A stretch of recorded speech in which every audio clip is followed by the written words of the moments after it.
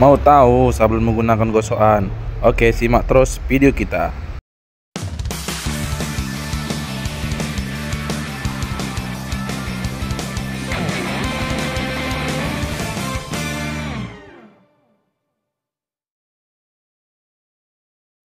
Assalamualaikum, kembali lagi dengan aku di channel Farzan Digital Printing. Oke teman-teman, jadi pada kesempatan video kali ini kita akan proses sablon lagi menggunakan setrika atau gosokan.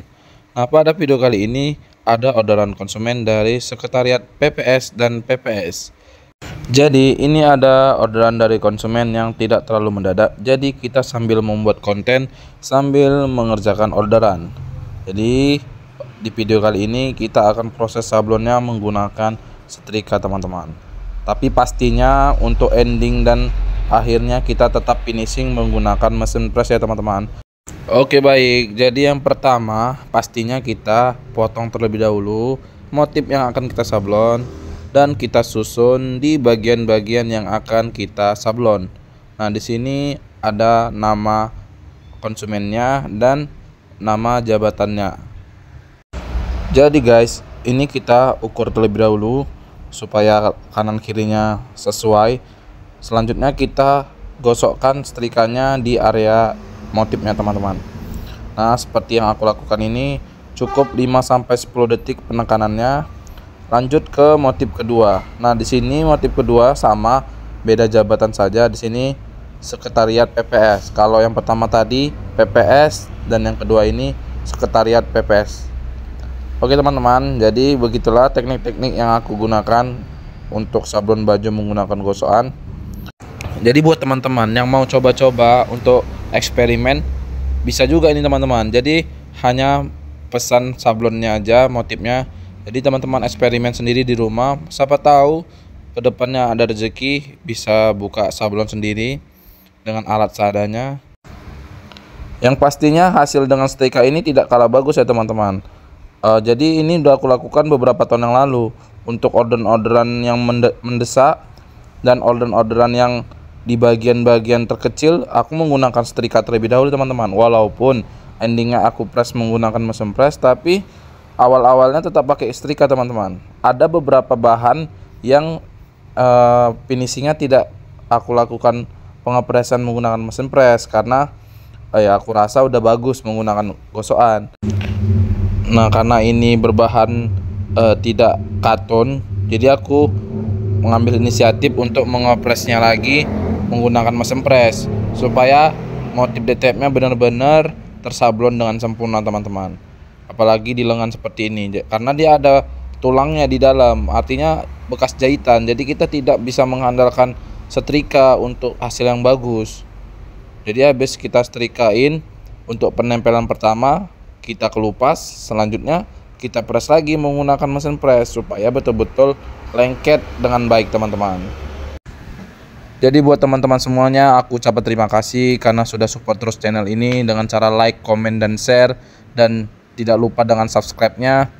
Aku sangat berterima kasih kepada teman sekalian. Walaupun belum ada hasilnya di YouTube ini dan belum terkejar jam tayangnya, tapi aku sangat bangga dengan proses yang aku lakukan saat ini. Karena aku bukan siapa-siapa menjadi konten kreator ini hanya awal dan sambil kerjanya nih. Artinya tidak terpaksakan kali ya kalau ada waktu untuk edit video, mudah-mudahan ada hasilnya nanti teman-teman. Jadi terima kasih buat teman-teman semuanya.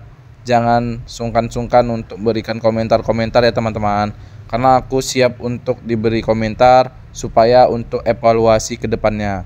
Mana tahu ada bagian-bagian yang kurang cocok bisa aku perbaiki. Jadi buat teman-teman semuanya, aku sarani kalau memang pengen punya usaha sablon, apalagi udah ada basic di dunia editing, ya bagusan mulai dari sekarang teman-teman.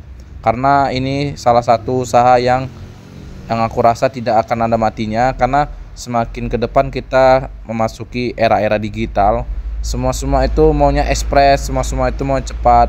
Bahkan sablon aja mau siap hitungan jam.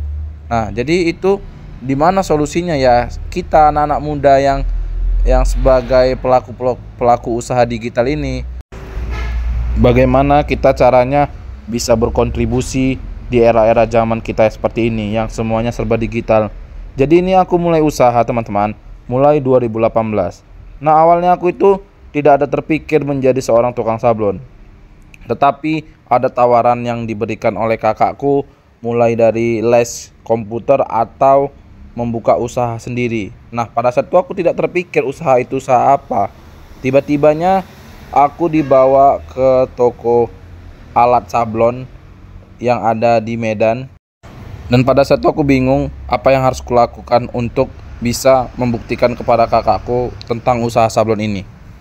Maaf teman-teman, tadi terlalu panjang lebar ceritanya. Jadi kita lanjut saja. Ini proses pelepasan maskingnya dari DTF-nya, bagian logo KPU, terus bendera Indonesianya kita kelupas juga pelan-pelan.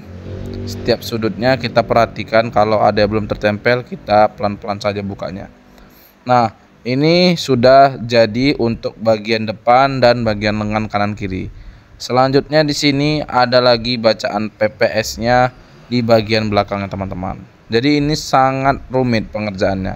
Artinya kita berulang-ulang untuk melakukannya. Tapi ya namanya kita pemula, namanya kita kurang budget, ya seperti ini teman-teman. Dan ini aku lakukan dulu awal-awal merintis. Jadi belum ada mesin pressnya, ya seperti ini teman-teman. Mulainya pakai setrika. Ini aku ukur terlebih dahulu jarak dari kera leher ke bahu kira-kira berapa senti. Selanjutnya aku agak-agak saja untuk letak kanan kirinya, nanti supaya betul-betul di tengah dia. Nah, kita perhatikan lagi lebih jauh. Nah, selanjutnya kita setrika aja. Nah, setrika yang pertama ini makanya aku istilahnya tidak terlalu tekan, karena ini hanya sekedar menempelkan saja. Artinya karena dia ada kancingnya di depan, kita tidak bisa mengepresnya terlalu ditekan. Makanya karet merah tadi aku masukkan ke dalam bajunya supaya bidang dari kaos itu sendiri datar teman-teman. Nah, barulah aku lakukan pengepresan dengan tekanan yang sangat kuat supaya bagian-bagian sablonnya benar-benar tertempel dengan sempurna teman-teman. Nah, jadi seperti itulah cara aku. Pada saat pertama tadi dia sebelum dimasukkan karetnya aku semi-semi aja, artinya supaya lengket aja dulu, baru kita masukkan karet merahnya, barulah kita press dengan tekanan yang maksimal. Nah, di sini untuk mendinginkannya supaya lebih cepat, kita lap aja menggunakan baju itu sendiri atau kain yang lain, tapi di sini aku gunakan baju itu sendiri supaya cepat dingin dan bisa langsung kita kelupas bagian maskingnya teman-teman. Oke, di sini kita lap-lap terlebih dahulu sampai benar-benar dingin, dan di sini langsung aku lakukan pengelupasan. Nah, di sini ada bagian-bagian yang belum tersablon atau tersetrika dengan baik, jadi harus berhati-hati. Nah, harus berhati-hati. Namanya juga pakai setrika, pasti ada bagian-bagian yang tidak tertempel dengan sempurna. Karena kan setrika itu bidangnya kecil, sementara nih sablonnya lebih dari setrika itu sendiri. Artinya sablonnya lebih besar daripada setrikanya. Jadi wajar saja ada bagian-bagian yang belum tertempel dengan sempurna. Nah, seperti yang di video ini bagian huruf M-nya ada yang belum tertempel. Jadi sini aku setrika lagi untuk bagian huruf M-nya teman-teman. Nah, jadi seperti itu teman-teman. Ada kelemahannya juga kalau bidang atau sablon yang akan kita sablon lebih besar dari setrika. Jadi kita harus betul-betul kita lihat bahwasanya semuanya sudah ditekan dengan sempurna. Jadi selanjutnya kita proses sablon yang kedua, inilah yang sekretariat. Yang tadi sudah PPS, yang ini sekretariat PPS-nya. Ya, caranya sama teman-teman seperti yang aku lakukan di baju yang pertama. Caranya sama, tidak ada bedanya. Yang pasti teman-teman harus benar-benar memperhatikan video ini, jangan di-skip, supaya teman-teman bisa lebih paham dan cepat mengerti tentang apa yang aku jelaskan di video ini. Nah, di sini sablon selanjutnya sekretariat PPS. Sama, langkah yang harus kita lakukan adalah pengukuran dari bagian kera leher sampai ke bahu kira-kira berapa senti. Selanjutnya kita lakukan pengukuran bagian kanan kiri dengan cara mengagak-agaknya atau menggunakan piling saja, atau bisa menggunakan ukuran supaya betul-betul hasilnya presisi. Nah, selanjutnya kita ulangi lagi pengukurannya, siapa tahu bergeser. Kalau sudah, nah caranya seperti tadi, kita setrika atau kita gosok semi-semi saja, artinya biar lengket aja dulu, bukan langsung ditekan, biar lengket aja dulu. Terus bagian kirinya kita apai, kita gosok.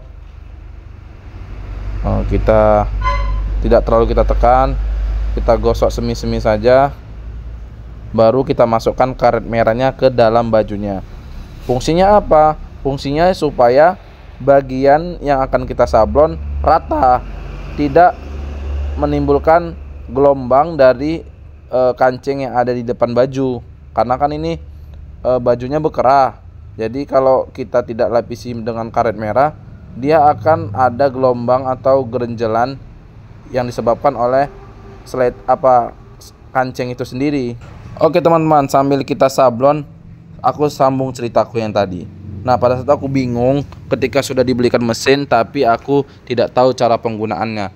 Dan alhasil aku belajar tutorialnya dari YouTube semuanya. Dari penggunaan mesin cutting, dari penggunaan mesin gelas, dari penggunaan mesin pin dan gantungan kunci, sampai proses sablonnya berapa detik dan berapa panas suhunya, itu aku lakukan otodidak dari YouTube. Mungkin itu aja yang bisa aku sharing-sharingkan seputar perjalananku. Kita sambung lagi ke proses sablonnya. Nah, di sini pastinya sablonnya menggunakan setrika yang berulang kali kita lakukan supaya betul-betul hasilnya bagus. Nah, di sini kita lapkan lagi bagian DTF-nya yang sudah disetrika supaya bisa dikelentek teman-teman. Kenapa kita bantu lap? Supaya lebih cepat lagi dinginnya. Kalau tidak kita bantu lap, susah untuk dikelentek dan lama dinginnya teman-teman.